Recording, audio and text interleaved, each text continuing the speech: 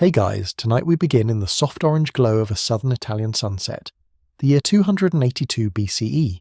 You're standing on the docks of Tarentum, a Greek jewel perched on the heel of Italy's boot, where marble temples glint above turquoise waters.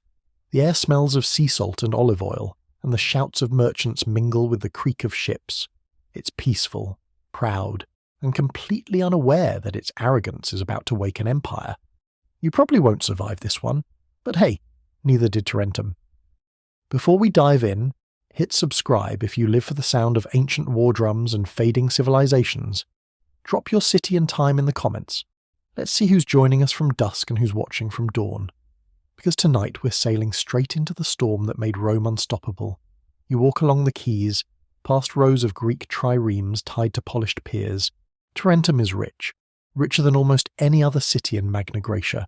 That cluster of Greek colonies that sprinkled southern Italy like pearls. Its people drink wine from silver cups, wear linen from Rhodes, and quote Aristotle while gambling. They see themselves as heirs to Athens, civilized, cultured, untouchable. To them, the Romans to the north are muddy farmers who somehow got lucky. But luck has teeth. Over the last half-century, Rome has been transforming. After crushing the Samnites and absorbing their territories, the Republic now dominates central Italy. Its legions march with frightening efficiency. Its roads knit the peninsula together. And unlike the Greek cities, Rome doesn't bicker, it builds. Every victory feeds the machine. Every defeat becomes instruction. Tarentum has heard the rumours. A new power rising from the Tiber, disciplined, relentless, and allergic to humiliation. Yet, in typical Greek pride, Tarentum laughs. When a Roman fleet sails into the Gulf of Tarentum one afternoon, supposedly on a diplomatic mission, the citizens see it as trespass. To them, that bay is theirs by ancient treaty. Instead of sending envoys, they send wine-soaked insults. Archers fire on the Roman ships, sinking a few and capturing survivors for mockery in the theatre. The laughter echoes across the city, and straight to Rome. The Senate doesn't laugh. When word reaches the capital, the reaction is volcanic. Senators in white togas slam fists against marble benches. The Republic, they remind everyone, does not tolerate insult. An ambassador, Postumius, is dispatched south to demand apology and reparations. He arrives in Tarentum dressed with Roman dignity, and is met with jeers. The crowd mocks his accent, his rough Latin, his plain woolen robes. One drunk even lifts his toga and soils it. The Tarentines howl with laughter. Postumius doesn't shout. He stands in silence, folds his toga and says, "You will wash this in blood." Then he returns to Rome. That line will end a civilization. Within months the Senate declares war. The legions march south, banners snapping in the wind, dust rising from iron boots. They've crushed Samnites and Etruscans. One more city doesn't frighten them. But Tarentum, frightened at last, realizes what's coming. The citizens look east, across the sea, toward Epirus. There lives a king, a distant cousin of Alexander the Great, famous for his brilliance, charisma, and taste for impossible wars. His name is Pyrrhus.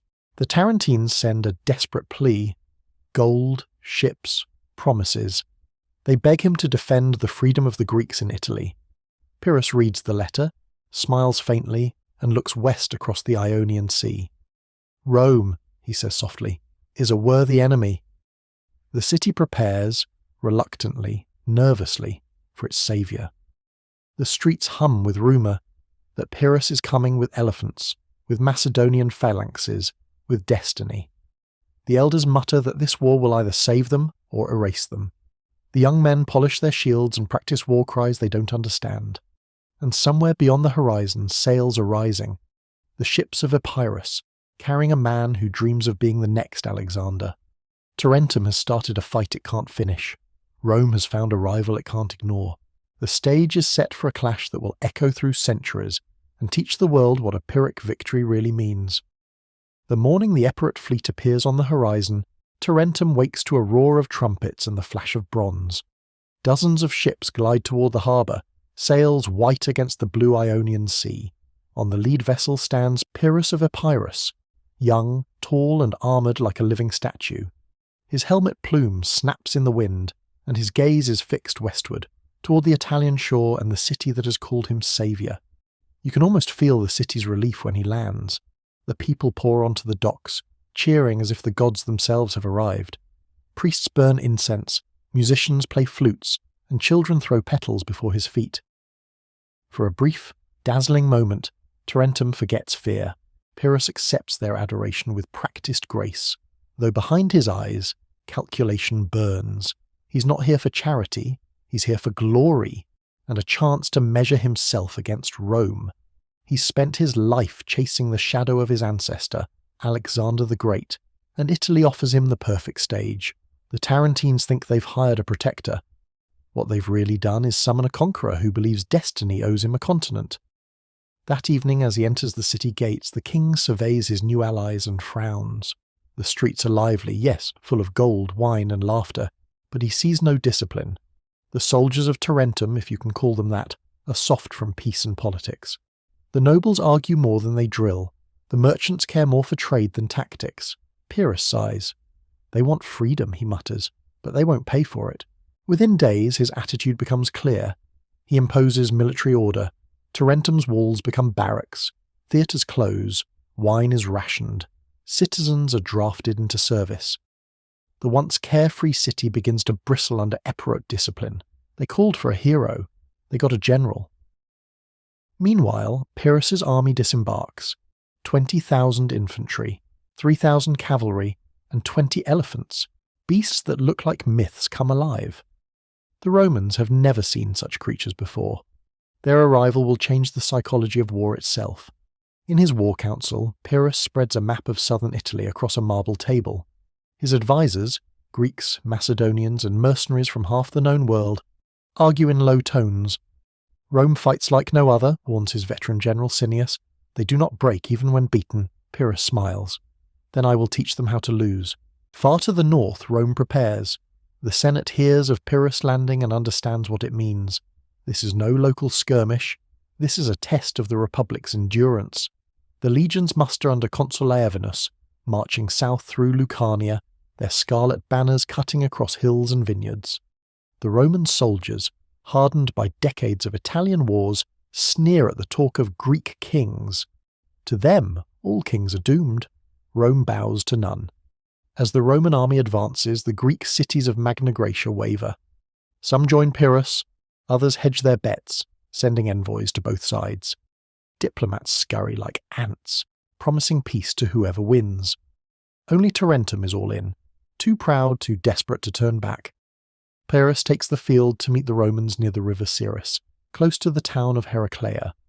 The plains shimmer in the midday heat. His elephants stand in the rear, restless, swaying, their trunks tasting the wind. He watches the horizon for the first dust cloud of the legions. They'll come in order, he says, always in order. He's right.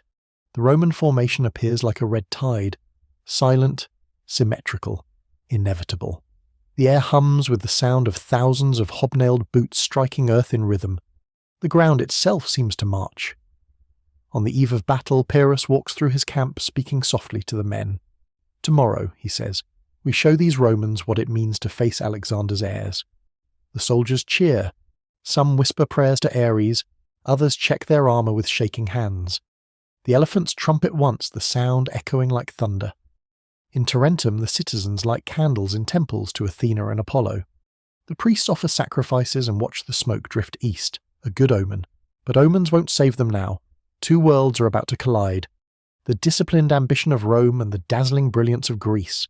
The battle that follows will mark the first time Rome faces true Hellenic warfare, and it will not be the last. As dawn breaks over Heraclea, the mist burns away, revealing the full scale of what's coming. The sea glitters behind Pyrrhus's lines. The land ahead ripples with Roman red. Between them lies the narrow river where history is about to change forever. Pyrrhus mounts his horse, raises his spear and whispers, "Let the gods decide whose destiny is heavier." And with that, the last true Greek king charges into the machine of Rome. The sun rises over the fields of Heraclea, glinting off shields and spearheads, until the plain looks like it's been dusted with fire. The river Cirrus gurgles lazily between the two armies, as if mocking their tension. On one side, the legions of Rome, rows upon rows of men in red cloaks, iron helmets gleaming. On the other, the phalanx of Pyrrhus, a glittering wall of bronze and pride. Two worlds, two philosophies of war, flexibility versus formation, discipline versus destiny. The air is heavy with silence. You can hear the creak of wood as catapults are wound, the restless snorts of cavalry, the distant cry of a gull. Pyrrhus rides along his line, his white horse stamping impatiently. "Remember," he calls out, "you are Greeks, heirs of Marathon, Thermopylae, and Alexander. These Romans fight with muscle. We fight with mind." The men cheer, though nerves ripple through them. The Romans across the river do not shout, they simply advance. The clash begins when the Roman vanguard crosses the Siris, water foaming around their greaves. Arrows whistle, stones fly from slings. Then the phalanx surges forward, spears bristling like a porcupine's quills. The collision is thunderous, iron against bronze, shield against shield.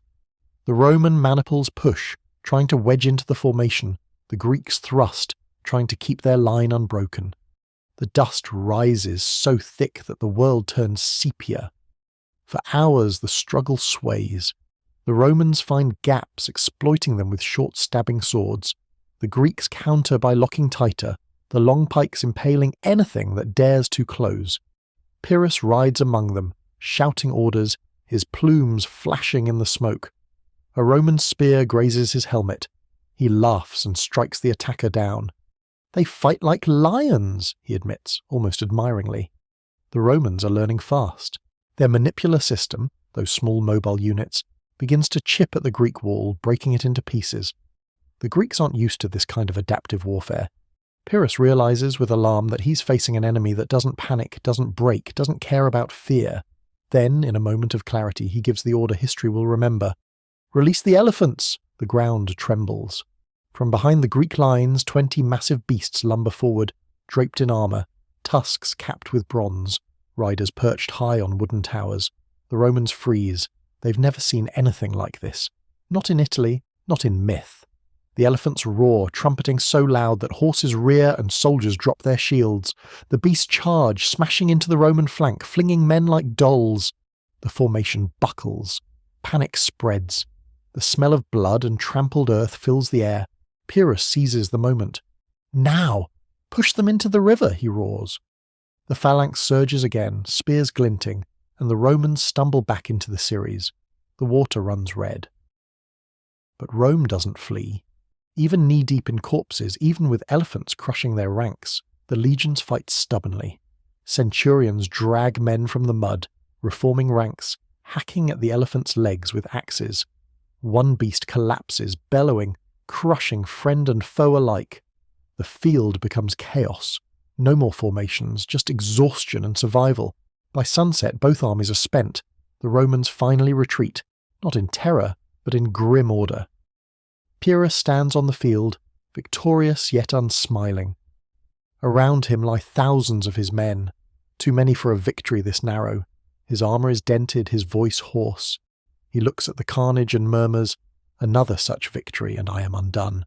That night, the battlefield flickers with campfires and the faint cries of the wounded. The elephants stand restless, swaying, their hides streaked with blood and ash.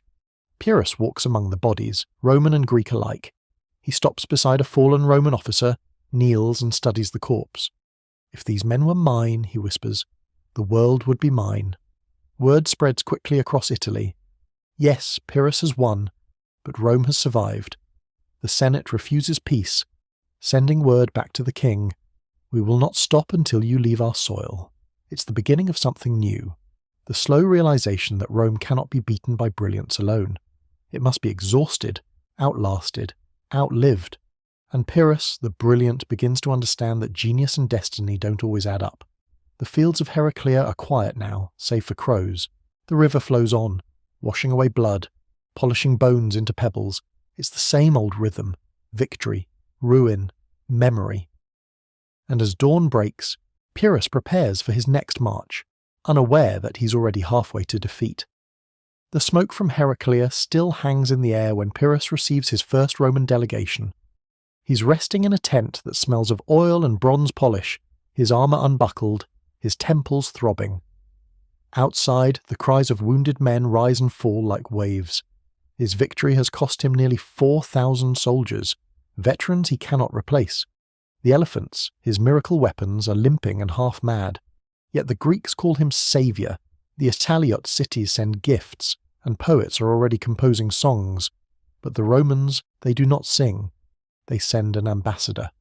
The envoy, a dignified senator named Gaius Fabricius, stands before Pyrrhus unarmed. His tunic is plain, his bearing calm. "You have fought bravely," he says, "and so have we." Rome proposes peace. Pyrrhus leans back on his throne of captured shields, intrigued. "And what will Rome offer for this peace?" "Nothing," says Fabricius. "We do not pay for what we will win." It's the kind of arrogance Pyrrhus usually admires in himself. He smiles. "You are bold, senator. You've lost thousands of men and yet speak as though you conquered me." Fabricius nods once. "Because we will." Rome always does. That answer unsettles the king. There's no boasting in it, no emotion, just inevitability. When the envoy departs, Pyrrhus watches him go and murmurs to his advisor Cineas, "These Romans are not like other men. To defeat them once is nothing. They return stronger." Cineas replies, "Then perhaps victory here is not victory at all." Still, Pyrrhus presses on. He cannot turn back after one triumph. To retreat now would make him a mercenary, not an emperor. So he marches north again, toward a second battle that will define his legend. But first, he must hold his allies together. Tarentum rejoices as he enters, garlands on every door, crowds chanting his name. But beneath the celebration lies fear. The citizens whisper that his victory was too costly, that he's bleeding the city dry. Greek merchants complain about taxes, soldiers about rations. Pyrrhus ignores them. "They called for a general," he tells his officers, "and I will give them one." He spends the winter reinforcing his army. More Italian Greeks join him, along with Samnite and Lucanian warriors eager to throw off Roman rule. Yet the king senses disunity. His allies fight for freedom, he fights for ambition. They dream of independence, he dreams of empire. It's a fragile alliance. One good defeat, and it will splinter. By spring, word reaches him that Rome is gathering another force, larger than before. The Senate has raised fresh legions from every corner of the Republic. They march under the command of 2 new consuls, both eager to erase Heraclia's shame. Pyrrhus studies the reports and feels a strange thrill. "They come again," he says. Then the lesson continues. The armies meet at Asculum in 279 BCE, on a plain bordered by streams and forest. The Romans, wiser now, have adapted. They space their maniples wider, preparing for the elephants. Their engineers dig traps, lay spikes, and build wagons fitted with scythes and flaming bolts. The field is no longer the Greeks' chosen ground. It belongs to Roman ingenuity. The first day is a slaughter. Both sides lose heavily, the battle inconclusive. Pyrrhus sleeps uneasily, surrounded by wounded men. His doctors cannot keep up. Even the elephants are restless, bellowing through the night. On the second day he tries a bold manoeuvre, striking the Roman right flank with a double phalanx and unleashing his elephants again. This time the beasts smash through the Roman lines. Victory, but only barely. When the dust settles, Pyrrhus stands on another ruined field. Thousands dead, both armies shattered. His officers cheer, but the king does not. "We have won again," Cineas says quietly. Pyrrhus shakes his head. "If we are victorious in one more battle against the Romans," he murmurs, "we shall be utterly ruined." The words echo like prophecy. In Tarentum the news brings confusion. The city celebrates, yet the mourning begins before the wine cools. They've lost too many men, too much wealth. They begin to wonder whether their ally is a saviour or a curse. Meanwhile, in Rome, the Senate does not even debate surrender. They order another levy, another army. The Republic's strength is not in any single battle, but in its endless supply of citizens willing to fight, die, and return. Pyrrhus realizes the truth that every enemy of Rome will one day face. You can win every war on the field and still lose it in time. Rome does not measure defeat by casualties, only by endurance. He looks out from his camp at night, across the flickering fires of his weary army. The wind rustles through the tents like a whisper. You can't win here, not like this. But Pyrrhus, stubborn as ever, ignores the warning. He came for empire, not compromise. He will not leave until he has it. The next dawn the Roman horns sound again. The dust rises, the elephants roar. The same story begins anew, only now even victory feels like failure. The plains of Asculum are quiet again, littered with broken spears and men who will never stand. The crows circle lazily above the wreckage, and the smell of blood clings to the heat. Pyrrhus walks the field alone, stepping over shields bearing both Greek and Roman crests. The sun glares down on him, harsh, pitiless, honest. He's won, again. But the faces of the dead don't care. Behind him his officers are already arguing. Some demand a renewed march on Rome, others whisper of retreat. Cineas, his most trusted counsellor, stands silent until Pyrrhus turns to him. "Well?" the king asks. Cineas shakes his head. "You've beaten them, my king, but not broken them, and they are learning faster than we can bleed. The phrase Pyrrhic victory doesn't exist yet, but it has just been born. Back in Tarentum, word of the second victory spreads, half celebration, half dread. The people line the streets to greet him again, tossing flowers before his procession, but the cheers sound thinner this time. The city is poorer now. Too many suns gone, too many fields untended. The markets whisper what no one dares say aloud. This war is eating us. Pyrrhus tries to ignore it. He holds parades, sacrifices to Zeus, long speeches in the agora about Greek unity. But he can see it in their eyes. Tarentum wanted protection, not a conqueror who brings ruin in his wake. His dream of forging a great Western Hellenic empire is unravelling. His army is tired, his treasury nearly empty, his allies restless. And yet, he cannot stop. The fire that drives him won't let him rest. "If I return home now," he mutters to Cineas, "they will say Pyrrhus feared Rome." So he turns his eyes elsewhere. To the west, across the sea, lies Sicily, a land of Greek colonies and Carthaginian garrisons. The Sicilian Greeks send envoys, begging for his help against the Carthaginians who choke their ports. "Come, great king," they plead, "and save Hellas once more." It sounds like destiny. Pyrrhus convinces himself it is destiny. He leaves Tarentum in the care of his officers, promising to return after freeing Sicily. The city watches his fleet sail away, a line of white sails fading into the horizon, and wonders if it will ever see him again. Sicily greets him with fanfare. For a time, everything feels like the old dream. Cheering crowds, gleaming armour, battles won by brilliance. The Carthaginians retreat before his advance, abandoning fortresses one by one. The Greeks call him the new Alexander. Temples are rededicated in his name. For a few shining months he believes the gods have forgiven him. But fate has a longer memory than men. The same arrogance that burned in Tarentum now poisons Sicily. Pyrrhus demands obedience, taxes, soldiers, and soon the Greek cities that hailed him as liberator begin to mutter about tyranny. Carthage, watching patiently from the sea, offers truce after truce. He refuses them all. "I did not cross the world to share it," he declares. Then, one night, a message arrives. The Romans are pressing his garrison in Tarentum, and Carthage has allied with them to blockade him. His Sicilian campaign is collapsing, and Italy, his prize, is slipping away. He stares at the parchment for a long time.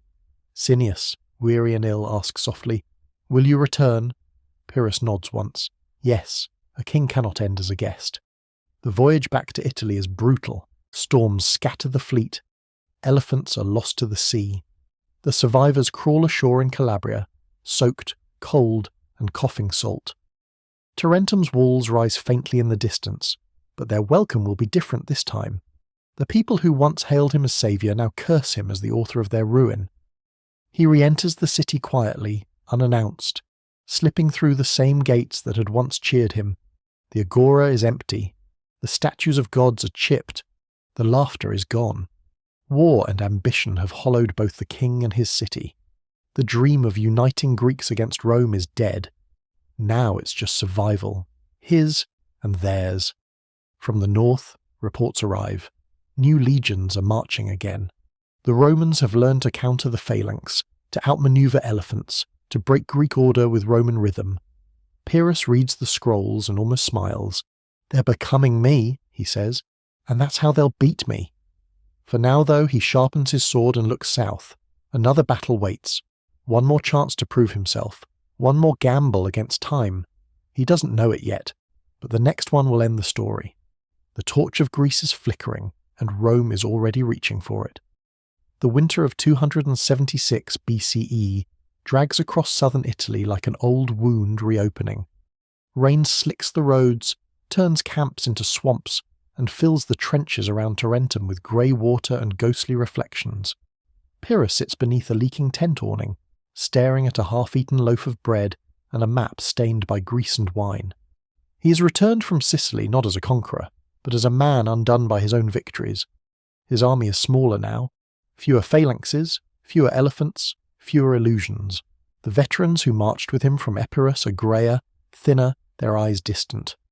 The Sicilian campaign has drained him, Carthage humiliated him, and Rome, relentless, inexhaustible Rome, waits beyond the hills, sharpening its patience. Cineas, pale and coughing, urges him to negotiate. "They'll respect you for it," he says softly. "You fought well, taught them much. End it before it ends you." Pyrrhus shakes his head. "No, I can't be the king who returned with nothing. I will fight once more. The Romans give him his wish." In 275 BCE, two consuls, Curius Dentatus and Cornelius Lentulus, lead fresh legions south. They've studied him. They've drilled for elephants, trained against phalanxes, restructured their maniples for flexibility. When Pyrrhus hears of it, he actually laughs. "At last," he says, "students worthy of the master." They meet near Beneventum, a hill-ringed valley in Campania. Pyrrhus hopes to strike before dawn, catching the Romans in confusion, but the omens fail him, literally. The torches guiding his troops flicker out in the fog. The columns lose direction. Dawn breaks, and the legions are already formed, waiting. The first volleys of javelins whistle through the mist. The Greeks press forward, shields locked, pikes glinting. The Romans counter with their usual precision, short swords darting in and out, cutting through the gaps in the phalanx. Pyrrhus rides among his men, shouting, urging them on. His horse is streaked with foam, his voice is raw. "Push them! Remember Heraclea!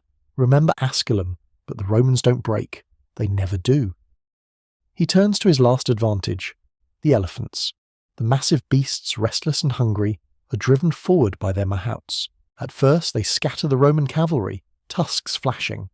Then a trumpet blares, high, sharp, unnatural. It's the Romans' trick, horns designed to mimic elephant cries. The beasts freeze, confused, then panic. One elephant wheels around, trampling its own lines. Another crushes a phalanx section flat. Chaos spreads through Pyrrhus's ranks. The disciplined geometry that once defined his battles dissolves into noise. Men shouting in 3 languages, elephants screaming, the Romans closing in with grim efficiency. By midday, it's over. The Epirot banners fall. Pyrrhus orders a retreat, not in rage, but in disbelief. He's seen defeat before, but never like this. A defeat so complete it feels almost polite. The Romans don't chase, they simply watch, exhausted but intact, while his army limps away. That night, by a dying fire, he removes his helmet and studies the dents in its crest. The rain has stopped. The stars glint like nails in a dark coffin lid.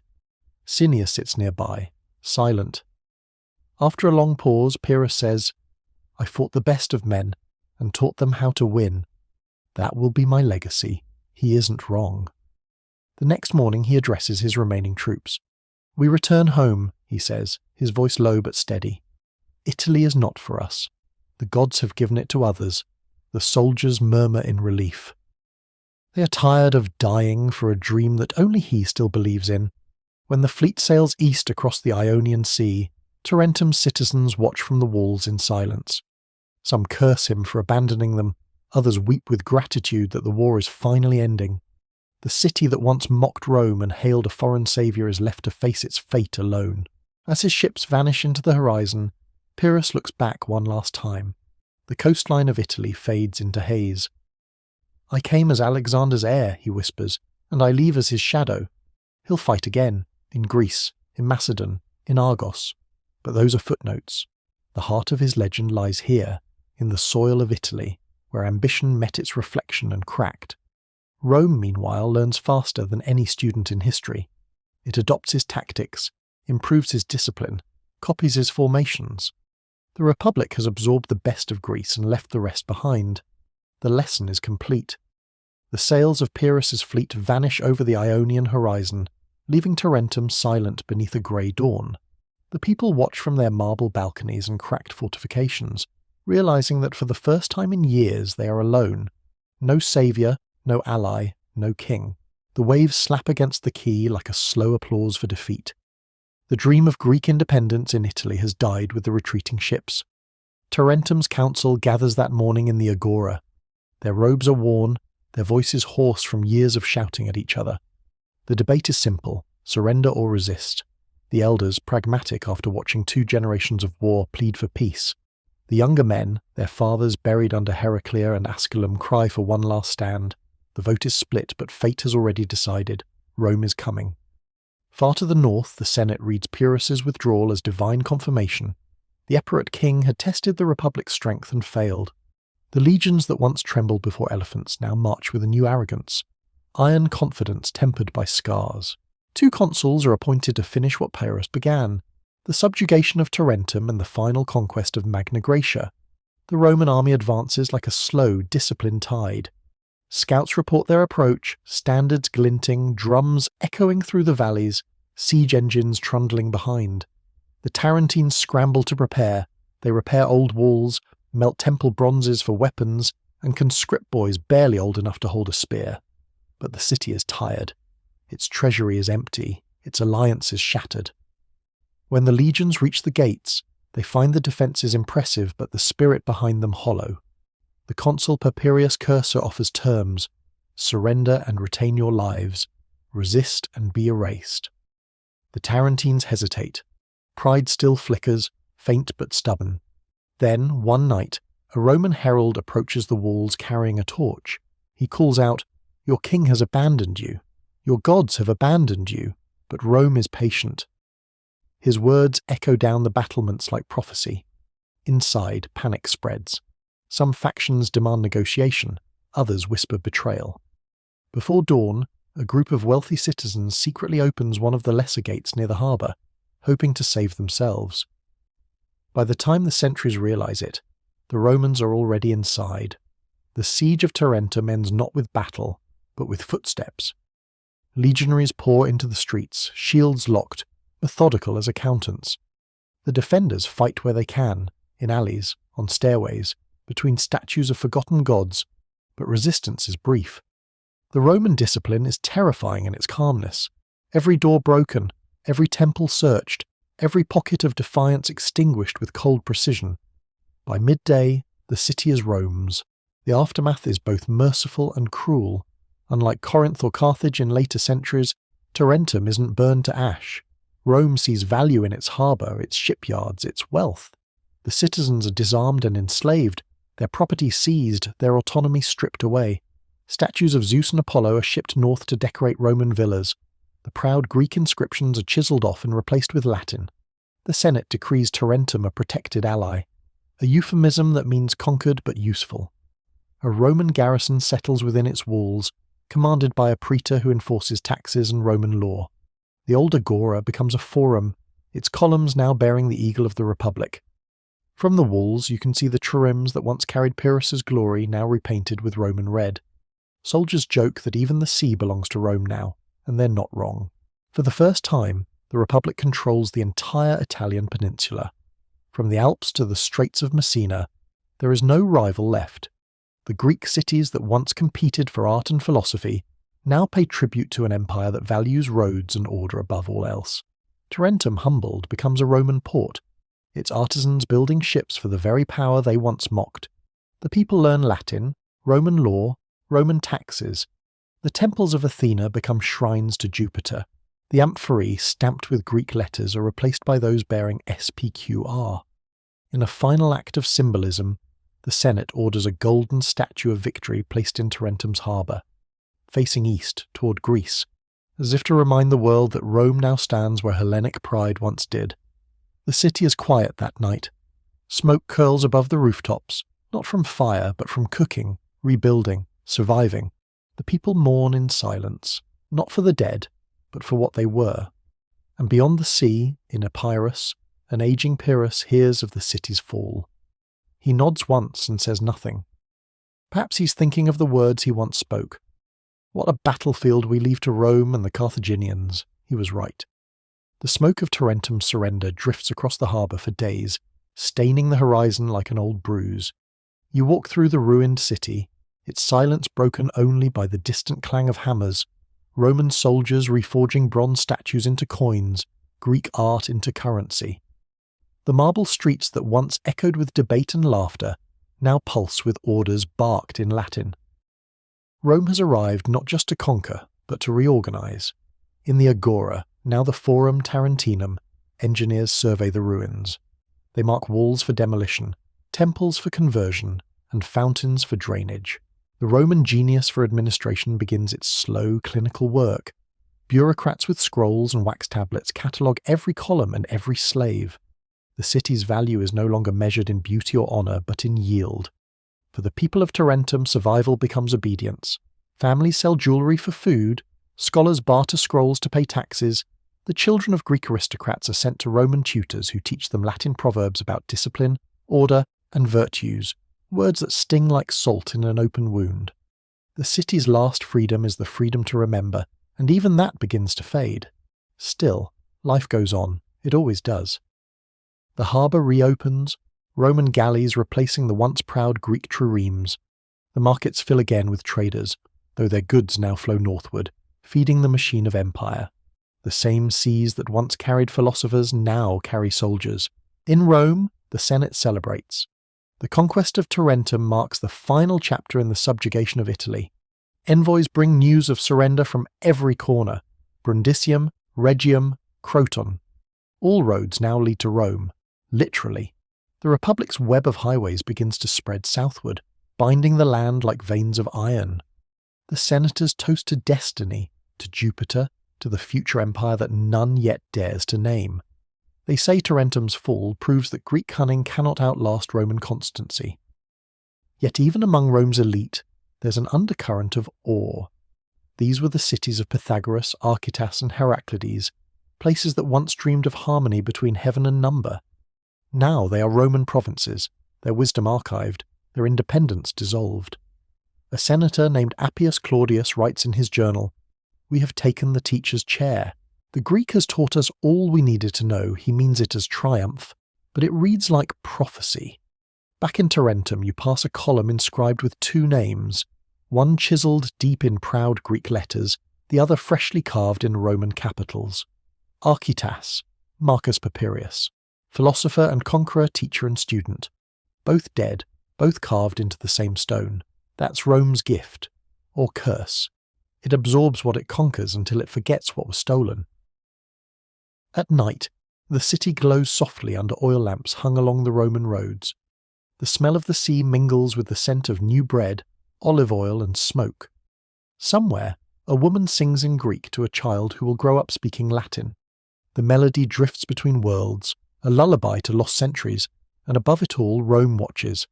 The garrison's torches flicker along the walls, the soldiers' silhouettes sharp against the stars.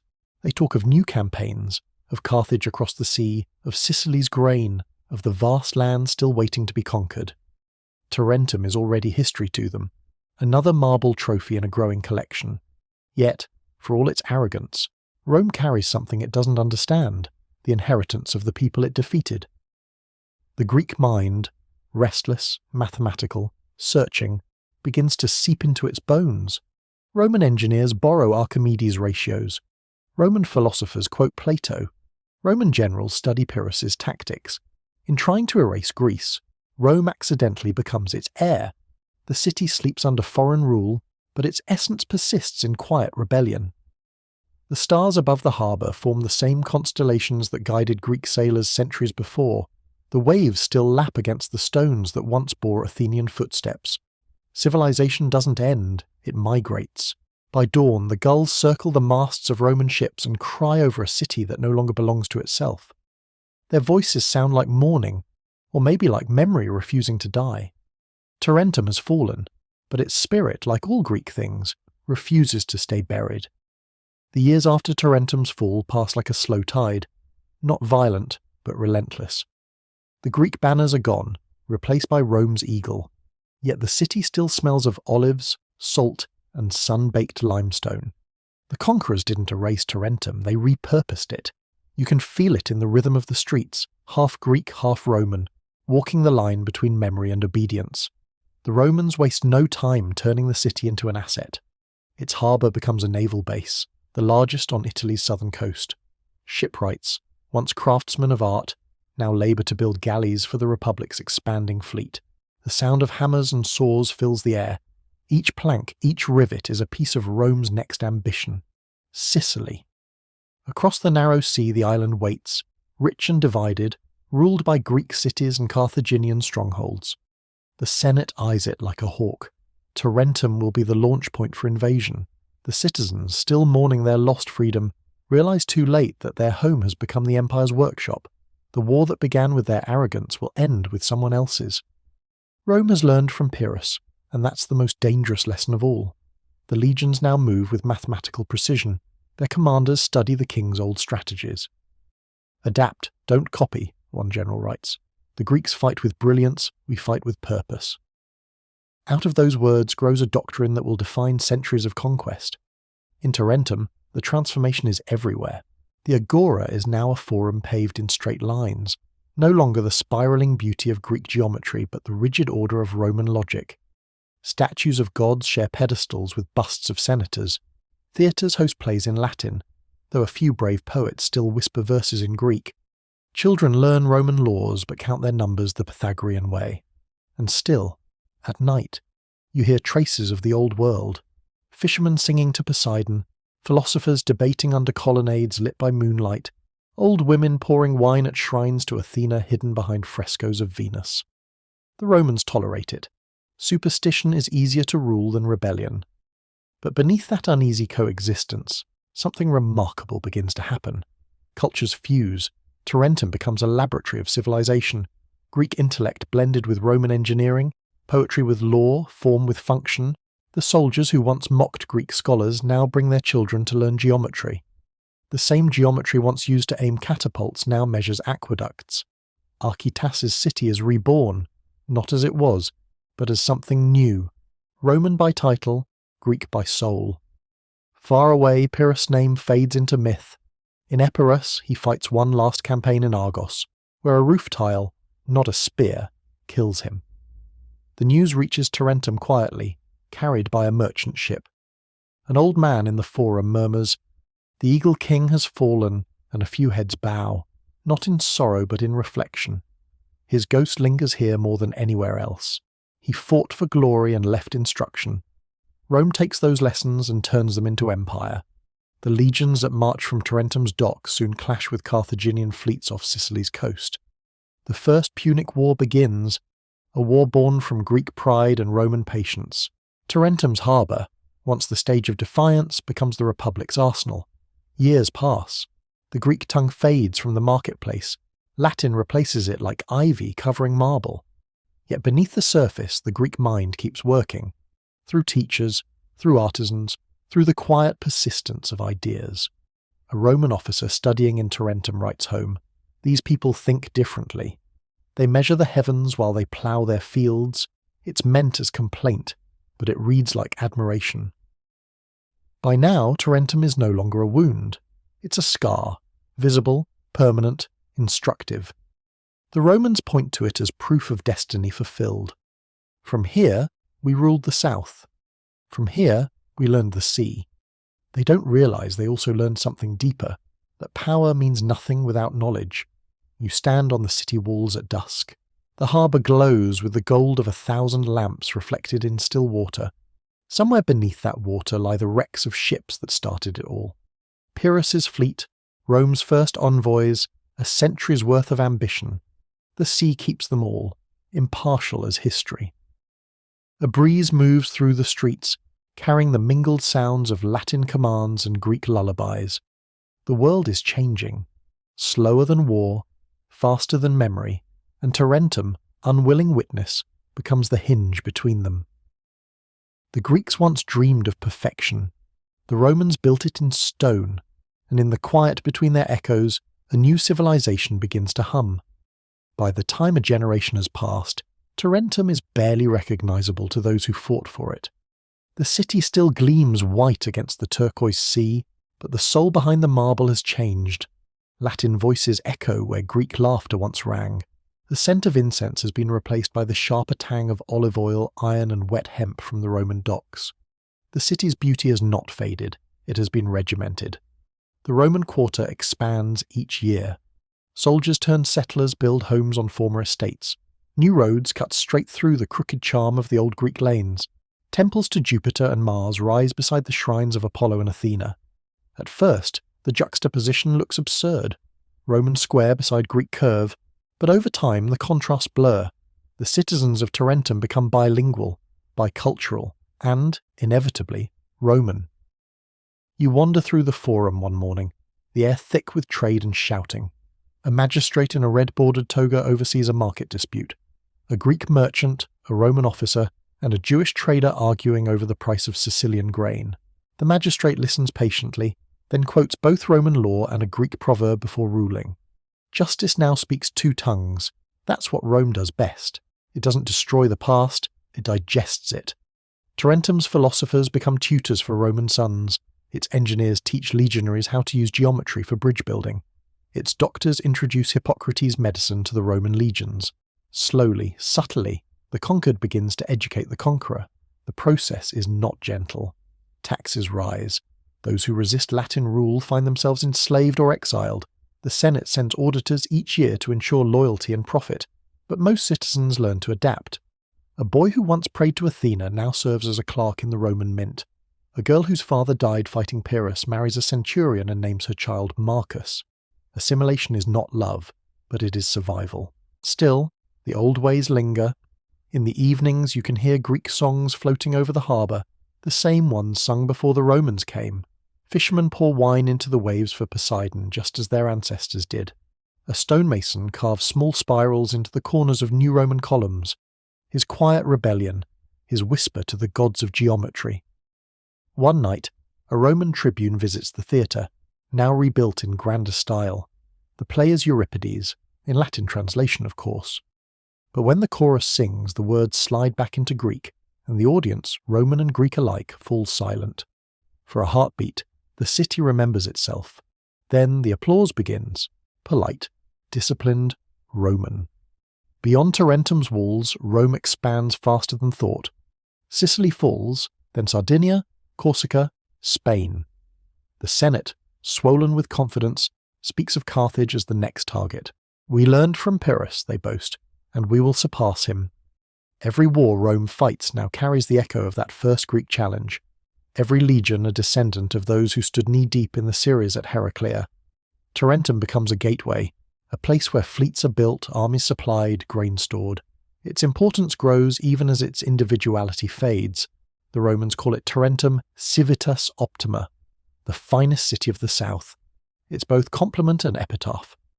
A few philosophers still teach in quiet courtyards, speaking of the soul and the stars. One, an old man with ink-stained fingers, tells his students, "The Romans build walls, but we built thought. One day, our thought will live inside their walls." The students laugh nervously, but he's right. By the next century, Tarentum will send senators to Rome, poets to the capital, scholars to Alexandria. Its bloodline, once purely Hellenic, will thread through the veins of empire. The same city that once defied Rome becomes part of its heartbeat. And when travellers visit from distant provinces, they see only the marble arches, the perfect harbour, the orderly streets, and they marvel. "Ah," they say, "what a Roman city." You stand by the sea watching the sunset turn the water to molten gold. The waves lap against the stones, indifferent to who rules above them. Somewhere beneath the surface, the ruins of old Greek docks still sleep, their outlines faint in the sand. They're the city's buried heartbeat, silent, but never gone. Rome may have conquered Tarentum, but Tarentum, in its quiet way, has conquered Rome back. Not with armies, but with memory. Because in the end, the sword wins empires, but the mind builds them. Decades fade into centuries, and Tarentum, once the pearl of Magna Graecia, becomes part of the fabric of empire. The harbour that once gleamed with Greek sails now hums with Roman galleys bound for Spain, Africa, and Greece itself. The marble of its temples is polished anew, its colonnades expanded, its streets paved straight and perfect in the Roman way. But if you look closely, if you listen between the drumbeats of empire, you can still hear the faint Greek rhythm underneath. The city thrives again, though not as it once did. It's a different kind of prosperity now, quieter, more mechanical. Ships unload amphorae of oil from Hispania, iron from Illyria, grain from Egypt. Merchants shout prices in Latin.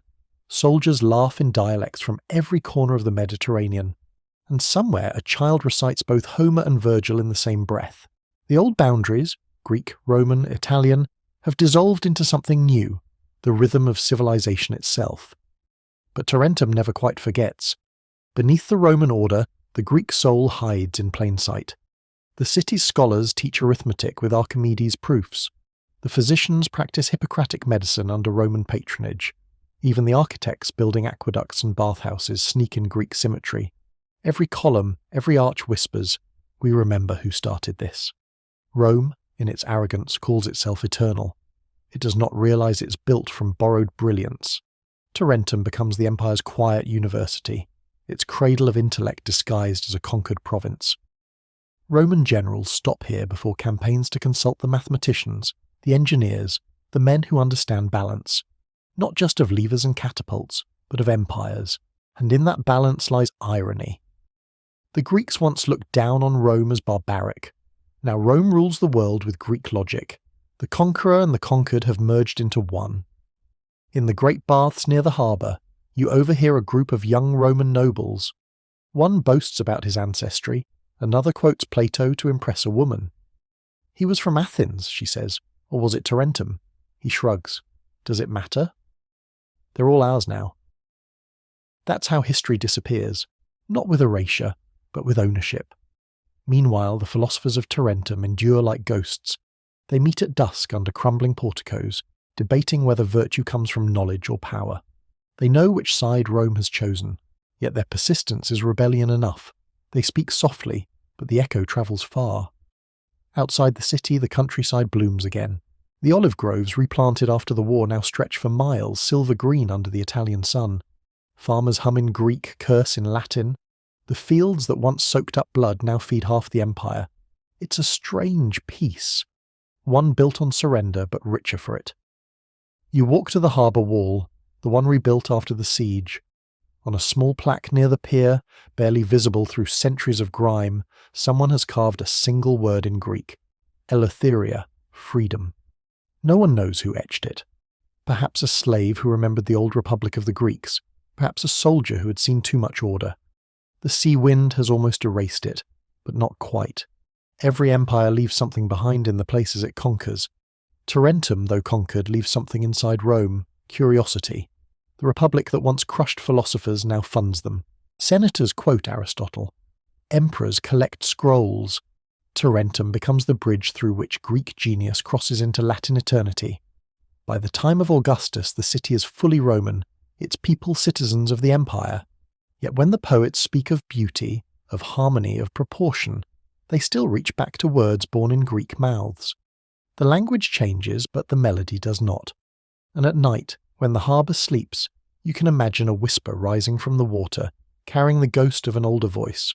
Maybe Archytas, maybe Pyrrhus, maybe just the city itself. "You took my walls," it murmurs, "but not my mind." The stars reflect in the harbour, sharp, ordered, mathematical, eternal. Somewhere, deep below, the remnants of the old Greek city rest, preserved in silt and silence. The waves roll over them like time itself, soft and endless. Rome may call it a province, but Tarentum knows better. It has become something rarer, a teacher disguised as a ruin. The empire reaches its golden age, and Tarentum basks quietly in its reflection. The city is no longer a frontier nor a rebellion. It is Rome's southern mirror, cultured, disciplined, obedient. Marble villas rise along the coastline where Pyrrhus's camps once stood. Roman senators retire here, calling it the Pearl of the Heel. Poets come to watch the sunsets, painters to capture the light. Nobody mentions the sieges anymore. The past has been paved over, polished, civilized. You walk through the streets at dusk, where the hum of the forum has softened into laughter and music. The air smells of roasting fish and fig wine. Roman citizens recline on terraces once owned by Greeks, sipping from cups etched with scenes of Heracles and Athena. The irony goes unnoticed, or maybe it's too old to sting. The conquerors and the conquered have become one people, bound by habit and language, their children knowing neither beginning nor blame. And yet, if you listen closely, history is still speaking. In the library near the harbour, rebuilt under Augustus, scrolls of Euclid, Archimedes and Pythagoras rest beside Latin treatises on law and warfare. Young men from all over Italy come here to study, thinking themselves Roman, never realizing that every number, every theorem, every idea in those scrolls comes from the soil beneath their feet. Tarentum has become a school disguised as a city. Outside the city walls, farms stretch to the horizon, dotted with Roman villas that mimic Greek proportions. The aqueduct hums softly with water brought from the hills, a Roman miracle built on Greek math. Slaves tend vineyards that feed senators, and in the cool evenings they sing songs their masters don't understand, hymns to forgotten gods, still echoing in the dialect of the past. It's easy to think peace has erased the old divides, but the people remember in small ways. A mosaic hidden in a villa's floor shows a phalanx of warriors beneath a Latin inscription praising Rome's order. A philosopher, punished for teaching unapproved ideas, quotes Pythagoras in his defense, "All is number, even tyranny." The governor smiles and pardons him. Rome can afford tolerance. It already owns everything. In the harbour, you see ships from every corner of the empire: Gaul, Egypt, Hispania, even faraway Britannia. Tarentum has become a crossroads again, just as it was in the days of the Greeks. Its markets overflow with perfumes, ivory, papyrus and rumours. The world has grown vast, but it still seems to turn around this small corner of the sea. And what of Pyrrhus? His name lingers like an aftertaste. Roman generals speak of him in the same tone they use for Alexander, admiration laced with warning. A brilliant man, they say, who mistook motion for progress. His failures have become doctrine, his defeats study material. The irony would have amused him, if ghosts could laugh. The Senate occasionally honours old Greek cities like Tarentum with new titles: Civitas Liber et Foederata, free and federated. It's a polite fiction, but the locals play along. Freedom, they've learned, is just another Roman word. Still, not all is submission. At night, students gather on rooftops to discuss geometry and the soul. They whisper of Architas, of how he measured the heavens. One night, a student gazes at the stars reflected in the water and says softly, "He was right. Everything moves in circles." His friends laugh, but none of them forget. The sea still moves in those same circles. The waves strike the shore in steady rhythm, polishing the bones of old wars into smooth stones. Somewhere beneath the harbour, buried in silt, lie the anchors of Pyrrhus's ships, rusted, forgotten, but still there. And above them, Tarentum thrives. A Roman city, a Greek memory, a living contradiction. It is the proof that conquest never truly ends. It only changes form. The sword claims, but the mind endures. You stand by the forum as night falls. The torches flare along the marble colonnades. The stars appear one by one, exactly where Architas once mapped them. A breeze stirs from the sea, cool and salt-sweet, carrying whispers older than empire. Rome believes it has conquered the world. Tarentum knows better, because while legions may march and statues may crumble, thought, once born, never kneels. Centuries roll forward, slow and steady, wearing the sharp edges off history. Empires change their names, banners fade, and the sea outside Tarentum keeps whispering the same rhythm it always has. By now, Rome has become something enormous, vast, weary, magnificent, and doomed by its own perfection. The city at its heel feels it first. Tarentum thrives on habit, not hope. The forum still hums with trade, the harbour still gleams with ships, but the faces have changed. The togas are coarser now, the coins lighter, the Latin faster and more careless. The senators in the capital grow decadent, but here on the coast things go on much as they always have. Olive trees don't care who rules them. You walk the streets at twilight. The stones beneath your feet are older than the empire itself. A Roman veteran leans against a Greek column turned tavern pillar, telling tales of Germania to children who only half believe him. In a courtyard nearby, an old philosopher mutters that all power decays in proportion to its pride. No one arrests him, No one listens either. The temples crumble softly into churches. The statues of Jupiter and Minerva lose their faces to time, then gain new halos and names. The same marble that once celebrated gods of reason now honours saints of faith. The transformation feels natural, as though Tarentum has learned how to survive by changing clothes instead of fighting wars. In the port, traders from the east bring silk and incense. A Syrian merchant argues prices with a Romanized Greek woman whose ancestors once mocked the first legions to arrive here. She wins the argument. He shrugs, laughs, and calls her Roman. She shakes her head. Tarentine, she says, and both of them grin, because the word still means something, even after all this time. Far away, the empire begins to tremble. Barbarians cross frozen rivers, legions mutiny. The Senate prays to marble gods that no longer listen. But here in Tarentum life continues. Farmers harvest, fishermen mend nets, children chase gulls between arches built by forgotten hands. The city has seen too many empires to fear another's death. When the first rumours of Rome's collapse reach the harbour, the people shrug. They've lived through Greeks, Epirites, Carthaginians, emperors, and gods. They will live through this too. A merchant carves a small note on the side of his warehouse. The sea remains. It becomes a local saying, whispered whenever taxes rise or rulers change, and through it all, the memory of Pyrrhus lingers like a legend. Storytellers embellish him, the golden-haired king, the warrior who fought Rome and almost won. They tell children that his elephants still sleep beneath the waves, turned to stone. The details fade, but the lesson doesn't. Brilliance can lose to endurance, and sometimes that's how the world learns. In the evenings, the old scholars of Tarentum still gather by the ruins of Archytas Academy. They trace the stars with trembling fingers, naming them in a mixture of Greek and Latin. They used to call this one Mars, says one, but before that, Ares. His student frowns. Does it matter? The old man smiles. It does if you remember who first looked up. By the time the Western Empire falls, Tarentum barely notices. There's no siege, no fire, no final act, just a long exhale. The last Roman magistrate quietly removes the eagle standard from the forum, rolls it up, and sails away. The citizens wake the next morning, see the empty pedestal, and go back to work. The Byzantines will claim it next, then the Lombards, then the Normans, each one layering new rule over old stone. Tarentum bends with them all, never breaking. The Greek lines still curve beneath the Roman straightness, guiding even new conquerors who think they're building something original. They aren't. They're just adding verses to a poem too ancient to end. And under it all, the heartbeat of the sea keeps time, steady, patient, eternal. The waves that once carried Pyrrhus's fleet now lap against Byzantine hulls. The city that once mocked Rome now teaches its conquerors how to rule. Tarentum has become the hinge of history, the place where every empire pauses, learns, and moves on.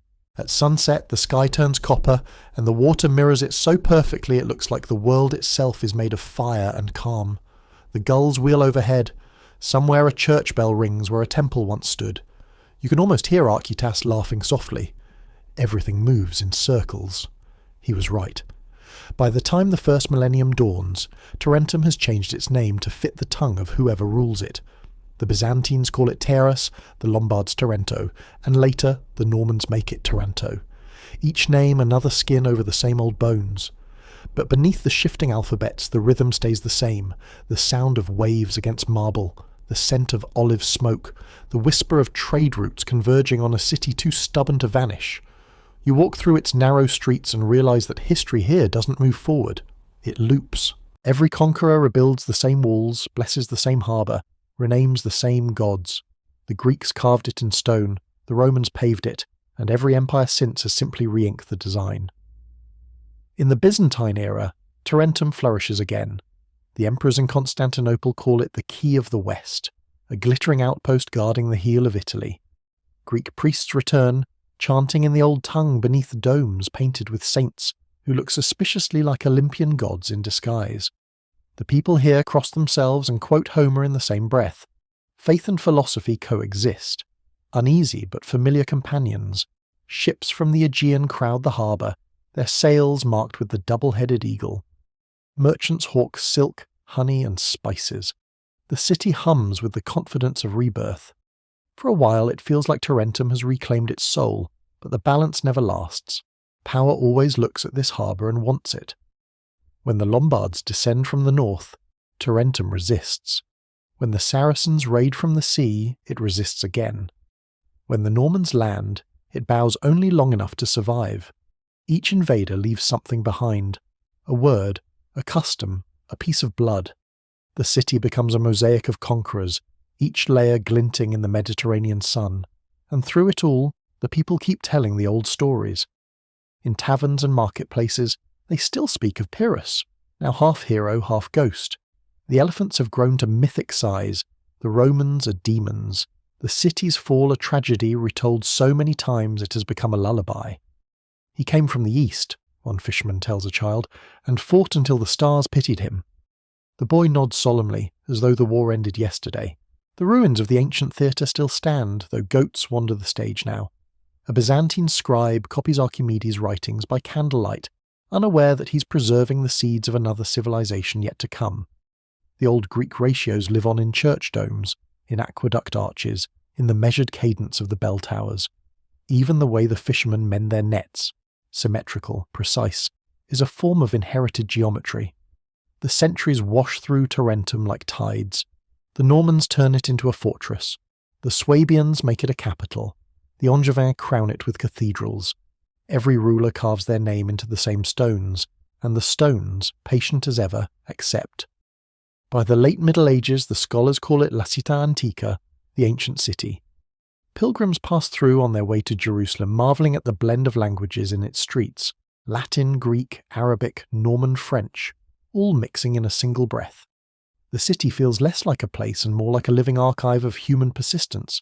And yet, for all its age, Tarentum is not tired. It adapts. The harbour fills with Venetian ships now, the trade shifting northward. The old temples, now churches, gleam under coats of lime and paint. Even the ruins are reused. A Roman column here, a Greek foundation there, supporting some new dream of permanence. At night the city sleeps under a ceiling of stars so sharp they look carved. You can almost hear the murmur of all those who came before: Pyrrhus, Archytas, the Roman legions, the philosophers and priests, all speaking over each other in the same timeless conversation. History has turned Tarentum into something paradoxical, fragile yet eternal, conquered yet unbeaten. Every empire that passes through thinks it owns the city. None ever truly do. The sea keeps breathing, tireless and indifferent, shaping the same curve of coastline it has shaped since the first Greek ship landed. The sound of it fills the night. The slow inhale, the slow exhale, the sound of everything that falls learning how to endure. The centuries drift onward, and Tarentum, now firmly Taranto, stands as an old survivor, watching the modern world stumble into being. The Middle Ages fade, the Renaissance dawns, and the sea once filled with triremes now ripples beneath caravels and galleons. The city has changed hands so many times that even its conquerors lose count. Byzantines, Normans, Swabians, Angevins, Aragonese, each one claiming it as their own, each one leaving a different accent in its alleys. Yet beneath the banners, the same sunlight warms the same marble. The sea hasn't changed. It never does. By the 15th century, Taranto becomes a prize again. Not for glory this time, but for trade. The harbour, deep and protected, draws merchants from Venice, Pisa and Catalonia. The air smells of salt and spice, of drying fish and ink, of civilization trying to keep its balance between past and profit. A Venetian admiral calls it the navel of the lower sea. The locals shrug. They've heard that kind of praise before. Praise never lasts. The tides always do. You walk the quays where longshoremen unload barrels of wine and bundles of silk. The laughter here is easy now, the fear of war replaced by the hum of commerce. The old Greek quarter has become a labyrinth of workshops, smiths, weavers, scribes, each trade handed down through centuries. A blacksmith hammers out an anchor on a block of stone carved with Latin inscriptions, unaware that his anvil was once an altar to Poseidon. In the hills beyond the city, farmers still chant planting songs whose rhythms echo ancient hymns. A monk collecting them for a local abbey notes that the verses mention the king of the elephants. He assumes it's an allegory. The Tarentines know better. They've never forgotten Pyrrhus, though he's no longer a warning. He's a legend of defiance and loss, a myth you tell your children when they ask why you rebuild again and again. Then comes the Renaissance, and with it, a rebirth of memory. Scholars rediscover the old Greek texts, Archimedes, Euclid, Aristotle, preserved through Byzantine monks and Arab translators. When they trace those manuscripts, many lead back here to the libraries and monasteries of Taranto. The city that once burned with war now glows with learning. Artists paint frescoes over Roman walls, mathematicians redraw diagrams older than Christ, and sailors map the heavens with formulas first written in these very streets. A new kind of empire begins to stir, one built not on conquest but on curiosity. Taranto doesn't lead it, but it remembers how. Under Spanish rule, the city swells again. Cannons replace catapults on its ramparts, but the pattern is familiar. Fortifications, trade, tribute. The faces change, but the structure stays eternal. Even the Spanish engineers, when designing new bastions, study the proportions of Greek and Roman walls. They praise their own genius, unaware they're copying ghosts. Through plague, invasion and famine, Taranto survives. Always. Its people learn the rhythm of endurance, when to fight, when to yield, when to wait. By the 1700s, the Enlightenment reaches its shores. Professors at the new academies proudly teach physics using Archimedes' principles. One writes, "We stand where the lever was first lifted." He doesn't mean it poetically. And then, Napoleon. His armies sweep through Italy like a steel wind. For the first time in centuries, Taranto feels the tremor of cannon fire echo through its harbour. But even this modern war feels ancient here, just another verse in the city's endless litany of sieges. When it's over, when France retreats and kingdoms rearrange, Taranto remains, slightly damaged, slightly older, entirely alive. By the 19th century, Italy unifies, and the new kingdom calls Taranto a bridge between past and progress. Railways reach the coast, factories rise where temples stood. Steam replaces sail. The city hums differently now, harder, faster, but still to the same eternal beat of the sea. In the evening, when the smoke clears and the harbour glows with oil lamps, you can still see fishermen mending their nets on the same stones where Pyrrhus once planned his invasions. They don't speak his name, but their fingers trace patterns of perfect symmetry. Somewhere deep in their blood, geometry still remembers.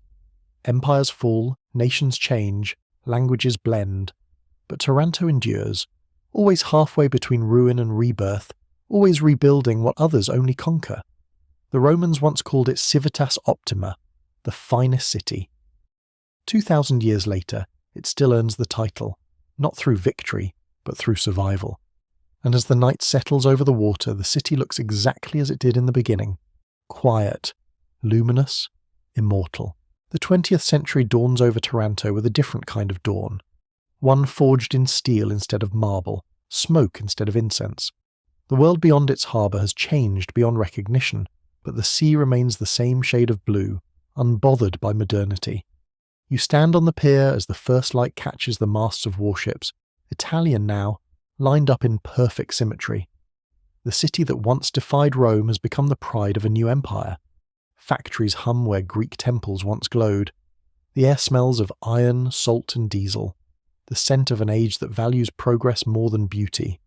The old walls, once built to keep Rome out, now house the arsenal of Italy, churning out battleships for wars no philosopher would bless. Yet even here, under the clang of industry, the old geometry persists. The docks follow the curve of the bay. The warehouses are laid out with Archimedean precision. Taranto has learned how to disguise its intellect as infrastructure. The fishermen still rise before dawn, rowing their small boats into the same calm waters where Pyrrhus's fleet once anchored. They cast their nets with the same motions, whispering half-forgotten prayers to saints who sound suspiciously like ancient gods. The names have changed. St. Nicholas instead of Poseidon, but the rhythm is eternal. World War II brings fire again. Bombs fall where catapults once roared, the harbour shuddering under the weight of another empire's ambition.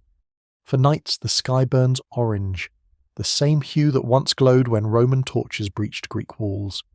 The people huddle in cellars, listening to the old stones tremble, whispering, "We've seen worse." And they have. When the war ends, Taranto is scarred but standing.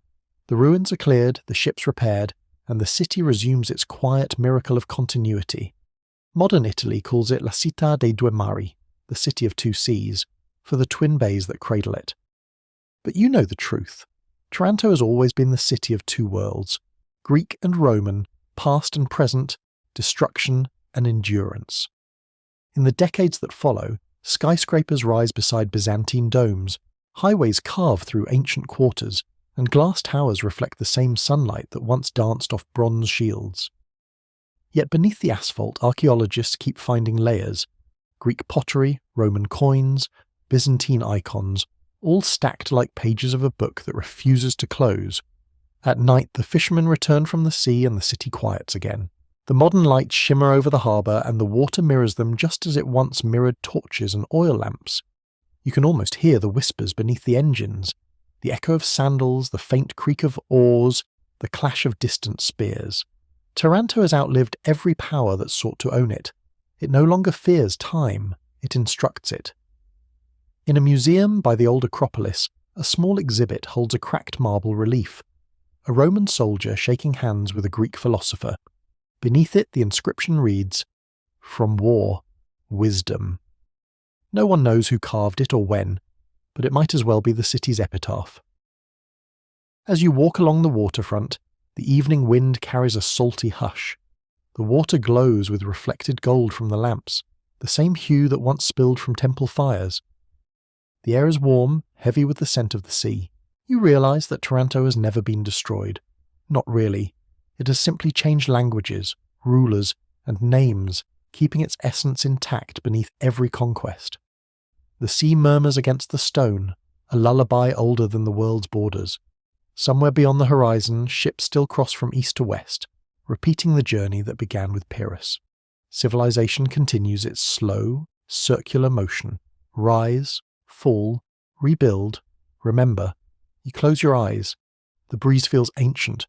The city sleeps, but its pulse is steady. Empires end, ideas remain, and Taranto, once Tarentum, the city that challenged Rome, remains as proof that the mind's endurance outlasts every sword.